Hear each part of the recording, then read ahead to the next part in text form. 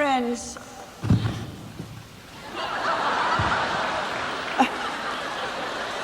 it makes me nervous when they're like that.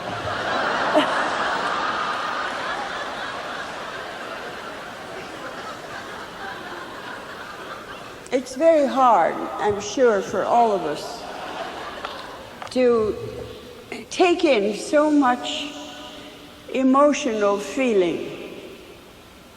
I know I feel like a sponge that has sucked up and sucked up and sucked up and doesn't know what to do with what it's got, you know.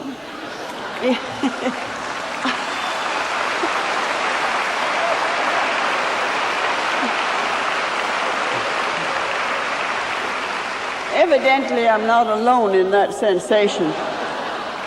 And I suppose that this is one of the great bounties of a gathering such as this, is that we can absorb as much as we can. Then we can get tapes of this wonderful occasion. We've made notes. We've followed the different talks with profound interest and attention. And we go out from here with our cup overflowing. My colleagues, my very dear fellow hands, I think have presented some of the important things in Baha'i history and in the needs of the present time very beautifully. And I'm not going to try and go on with that same theme, because I think that they have expounded it very clearly. After all, they are hands of the cause, and they are highly skilled.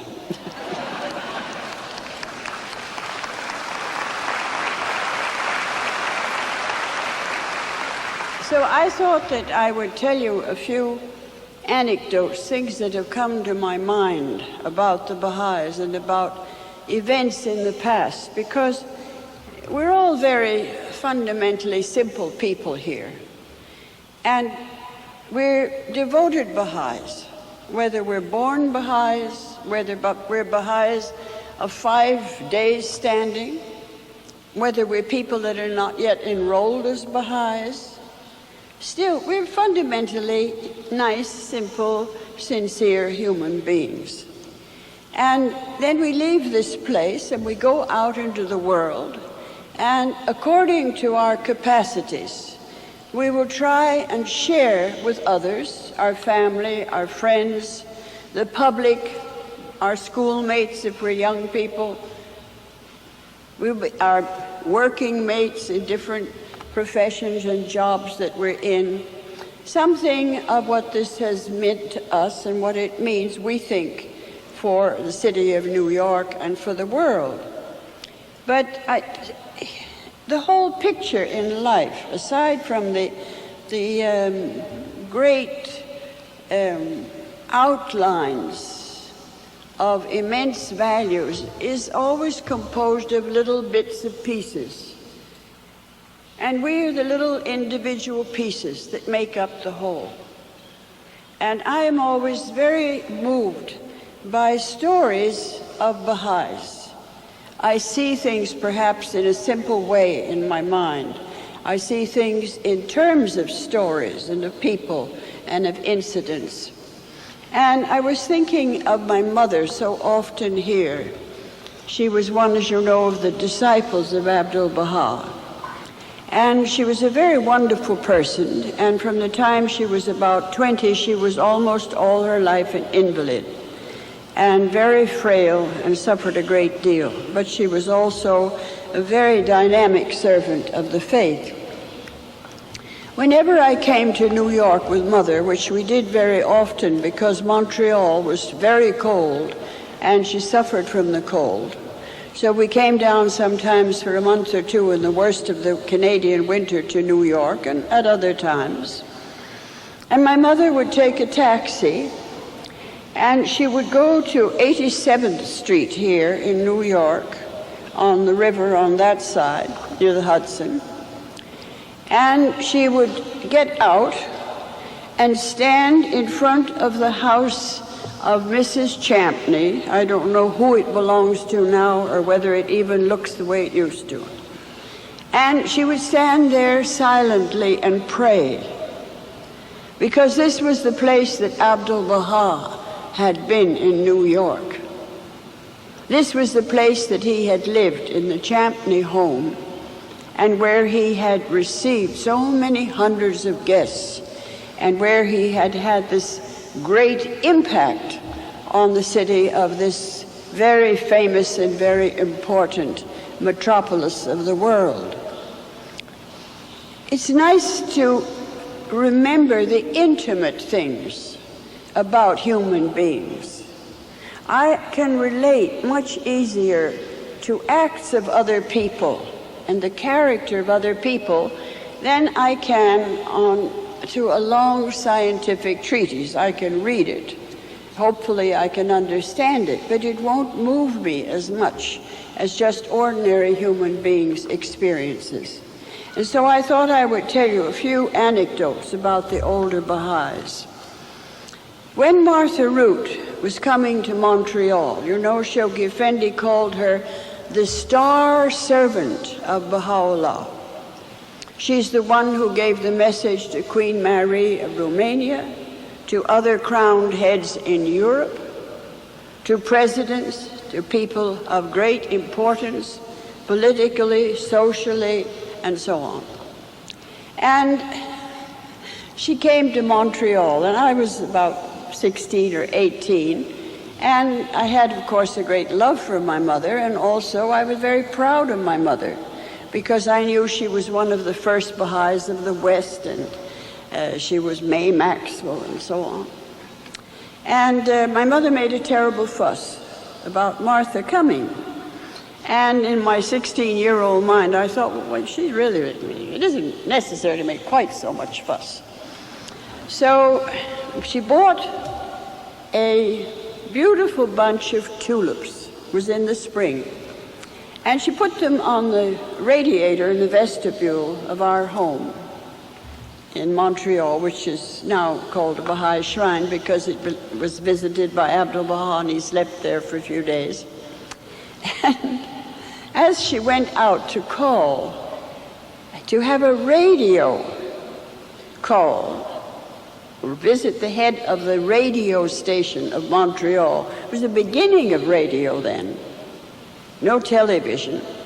And as she went out of the front door to go and call on the man who was the head of the radio station, that my mother hoped would accept to let her speak on the air for the first time in Canadian history about the faith, she picked up one of these tulips, a raw tulip out of a vase, just one.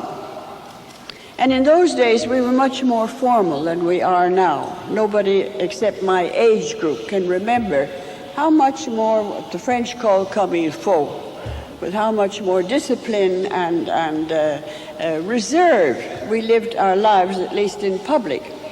And I'd never seen anybody pick up a tulip and walk out of the front door. So Martha went down. My mother told me about this afterwards. I was not present. And she walked into the radio station and met the head of it, and my mother introduced her, said, "This is Miss Martha Root." And she was a very homely woman and had no sense of clothes whatsoever. And her head was cut like a spaniel's hair, like this hair. And she was full of wrinkles. Anyway, she walked in, Mother said, and she walked over to this man, and she said, "I brought you this," and she handed him this naked tulip without any tissue paper or anything around it. And the man took the tulip in his hand, and his eyes filled with tears, and he said, "How did you know I am a Dutchman?"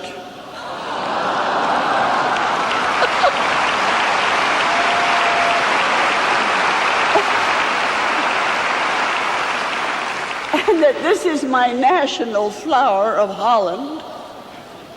And it was finished. She could have the air. She could talk about the Baha'i faith. The whole door opened in Canada to the first radio broadcast mentioning the faith openly, as far as I remember, the very first in any case of any nature. just because of this intuition of Martha and this one tulip to the head of the station. Another anecdote that I remember with a great deal of pleasure is Marion Jack. There are lots of Canadians here, and they will remember Marion Jack was a Canadian Baha'i. She was also a painter, extremely poor painter.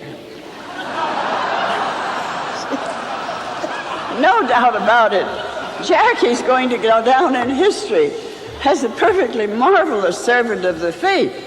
And Abdu'l-Baha called her General Jack, but she couldn't paint. Even I could paint better. Anyway, General Jack eventually went to Europe. I saw her in Esslingen Baha'i Summer School. God bless Jackie. She was very ample. You wouldn't call her exactly fat, but she's sort of in all directions. There was a lot of her.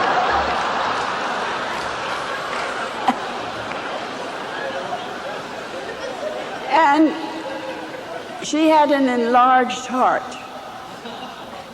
I mean, seriously, I don't know anatomical state of her heart, but I do know that it was dangerously enlarged. She was very, very poor. And she had almost no money, and she decided to go to Romania and teach the cause. And she went and got a room in a hotel in Romania. And then World War II was coming, and Shoghi Effendi was worried over her, and the Baha'i Bureau in Geneva, Switzerland was even more worried.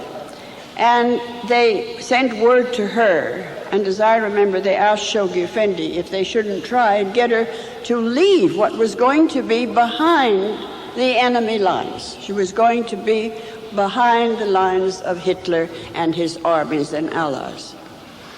And Shoghi Effendi did not press her, but he said that if she left, of course, they were free to ask her to leave. Well, she wouldn't leave, that's the main point.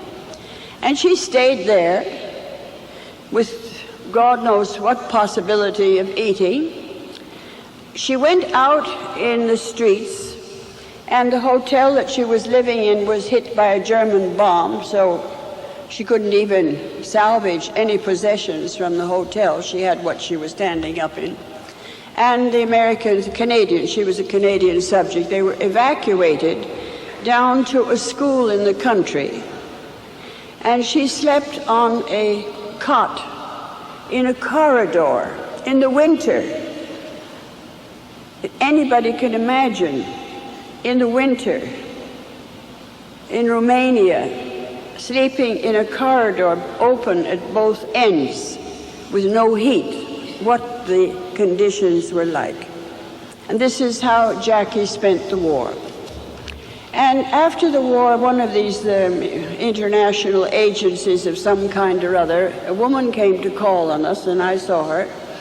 And she said, I've been in Romania, and I have a message to tell you that Marion Jack is alive, and she's all right. And we managed to get from her an address. That was the first news we'd had of Marion all during the war. And I wrote her and asked her what she wanted. Now you can imagine this wonderful, wonderful Baha'i, this servant of Baha'u'llah, old Canadian Baha'i, under her conditions, staying there all during the war. There isn't anything that any of us wouldn't have given her or done for her. And I wrote her and said, what do you want?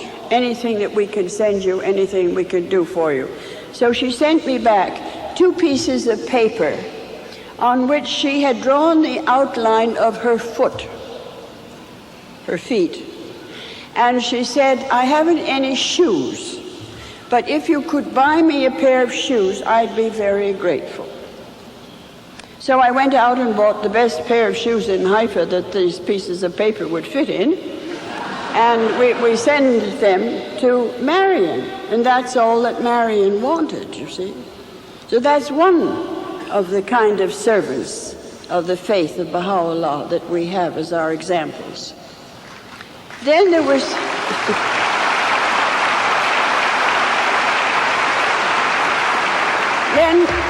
was Lillian James in New York. I suppose I'm the only person in this hall that knows who she was, the only person old enough to remember Lillian James. She became a Baha'i in Paris. She was a pianist, a very poor one, and in every sense of the word. And eventually, my mother knew her there and kept up this friendship with her all their lives.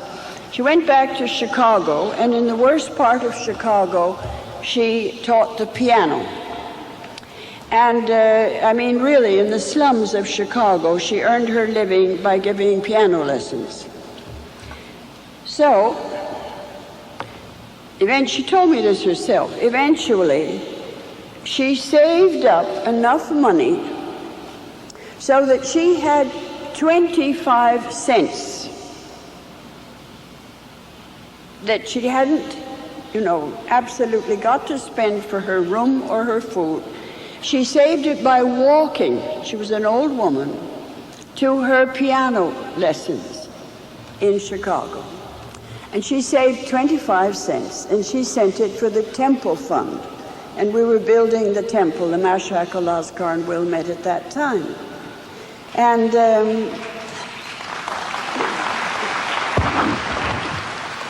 so she gave this money, and she got back a receipt. And then finally they had built the temple, and she'd still never seen it. It's very near Chicago. So she decided she was going to treat herself, and she was going to go and see that temple that had been built.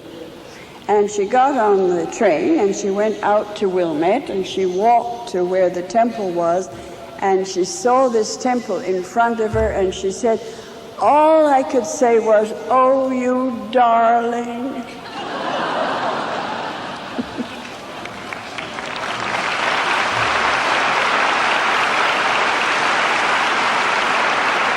We had another Baha'i here in New York City, and I'm very glad to mention her.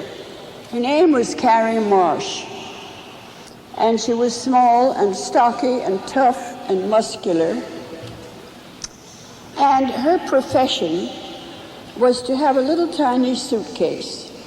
And she went around to all the big dry goods stores here in New York. Of course, it was much more, let's say, less rigidly controlled and security and God knows what that we have today.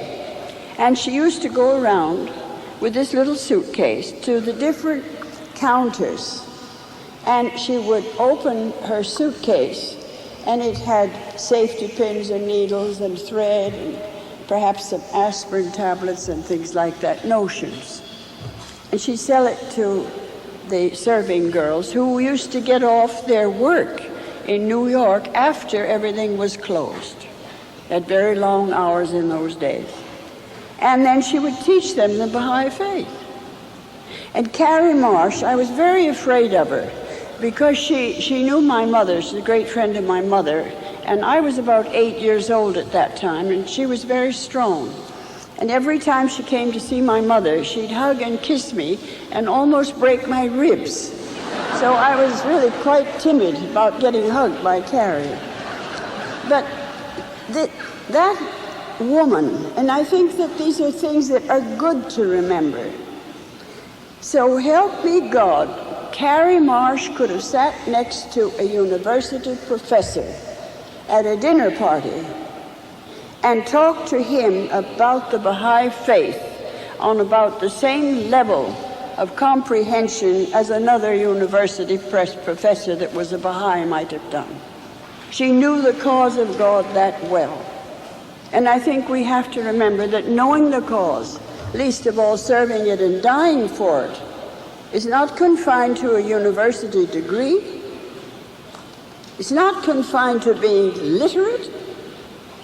It's confined to how much understanding and love you have in your heart and how much common sense and wisdom you have in your head. There's no monopoly on it.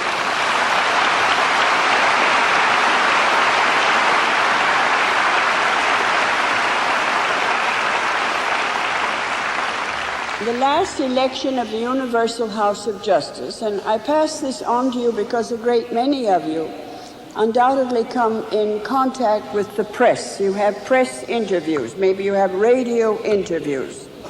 Maybe going back from here, you will have occasion to speak about this Congress and then speak about the Baha'i principles of true brotherhood and equality, not just theoretic, but true. In our last international convention in Haifa, as I was on the stage as a Baha'i official, we had a great big theater, which was, well, not as big as this, but quite a big theater, big as all this area, perhaps could hold 1,000 people or something, and it was full of Baha'i delegates from all over the world. It wasn't all the delegates, but it was all the delegates being present at the International Convention. And as you know, the national spiritual assemblies are the delegates for the election of the Universal House of Justice, the Electoral College. And as I looked this hall full of Baha'is, I saw up in the back row some Baha'is that I knew were from Ethiopia, and they happened to be villagers from Ethiopia. Violette and I had visited that village and we had met them. Totally illiterate, couldn't write their names. And another of the delegates was a bush Negro from Suriname, also totally illiterate. Now, for these people, the Universal House of Justice put one of the secretaries, women secretaries of our staff in Haifa, at their disposal to sit next to them and write down the names. And they voted. You see, this is the caliber of the religion to which we belong. It's not just the 12 basic principles and all the intellectual teachings, if you like, and the ramifications of the administration. These are the things that make this religion worthy as a solution, and will be the solution to the problems of the entire human race. It's not things in books, there are lots of books.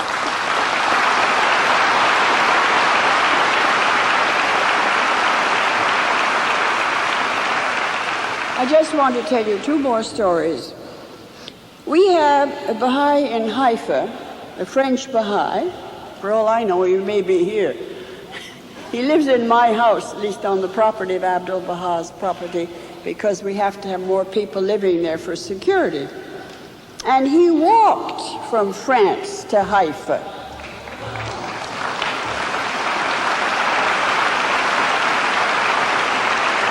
He's a member of the staff in Haifa, serving the faith, and he got there on his two hind legs. In Madrid, years and years ago, the pioneer was called Virginia Orbison. And she was a very, very remarkable woman. As I remember, she'd already been a pioneer in South America or Central America, and she spoke Spanish fluently. She's a beautiful woman and a very beautiful person. And she went to teach the faith and pioneer in Spain. In those days, Spain was a very religious community. They were very conscious of the behavior of women. A woman could not risk her good name. She had to conduct herself in a way that would win the respect of other people, and they would consider that she was a proper behaving woman. And that meant that she was not at all free to teach the way young people and older people now are when they go to teach the faith. She had to stay home a great deal in her apartment, and she had to be very circumspect. And I remember a conversation in the Western Baha'i Pilgrim House. There was a little tiny, sweet young thing from Europe who was pioneering somewhere. And then there was Virginia from Spain. And so this little sweet person was complaining that she could never find anybody to teach. She said, I can never find anybody to teach. and people aren't interested, and she went on and on lamenting. And so Virginia drew herself up and she said, I never have any trouble finding somebody to teach. And this little woman looked at her, like this. And what did she do? Oh, she said, it's very difficult. I have to be very careful. A woman alone in Spain has to be extremely careful. She said, I sit in my apartment and I pray to Baha'u'llah to send me somebody to teach, and he always does.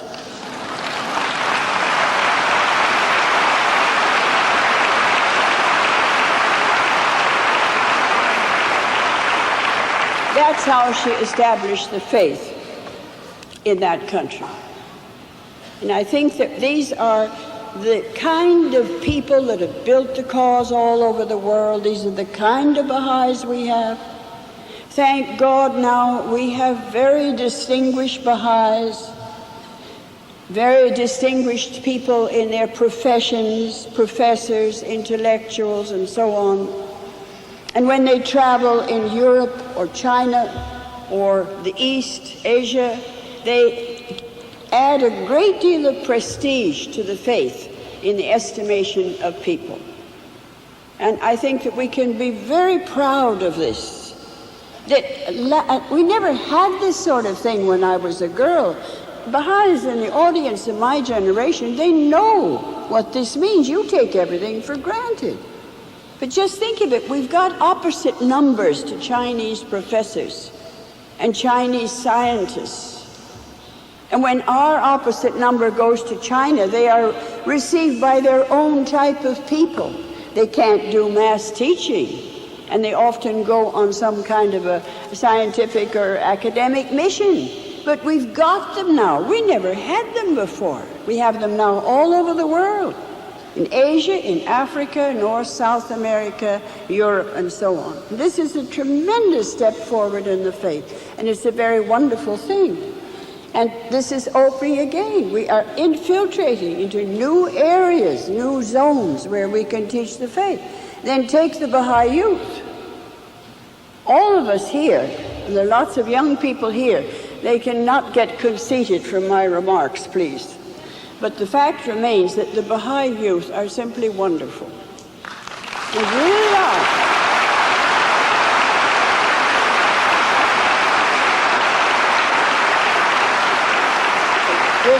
One of the things that I think impresses my generation very, very much, we're not all little innocent angels. We're people that grew up in this society, and we knew our own nations and our own society.